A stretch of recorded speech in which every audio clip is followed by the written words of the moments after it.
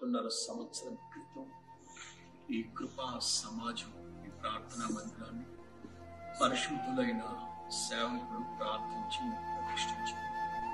నాటి నుంచి చక్కగా ఆరాధన జరుగుతూ లక్షల మంది ప్రజలు దేవుని సమర్పించారు.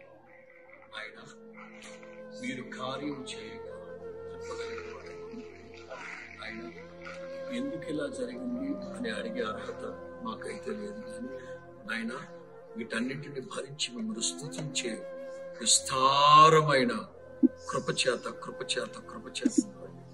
మా పితరుడు మీ సేవకుడైన యోబు జీవితాన్ని మాదిరిగా పెట్టుకుని ధైర్యాన్ని ఓపికను పొందుతున్నారు. యెహోవా ఇచ్చెను, ఆయనే తీసుకున్నాడు. దేవునికి మహిమ కలుగును గాక, స్తోత్రం కలుగును గాక.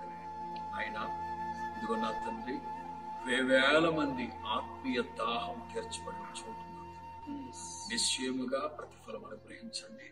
కొన్ని సందర్భాల్లో మానవ తప్పిదాలు, షార్ట్ సర్క్యూట్ వల్ల మేలు చేయక మీరు ఉండలేరని తెలుసు.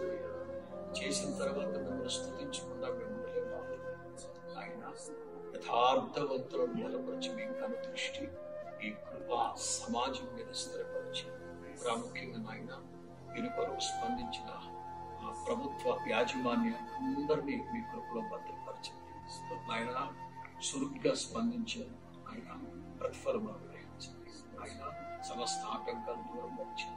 మీ నామానికి మహిమ కలిగేటువంటి ఘనత కలిగినటువంటి సమస్త కార్యాలు మీ ఆలోచన జరిగించండి. ఏదేమైనా మా జీవితాల్లో మీరు ప్రారంభించిన ఈ రక్షణ పనిని కొనసాగించి నిత్య మహిమకు మమ్మల్ని పాత్రులుగా మమ్మల్ని సిద్ధపరచండి.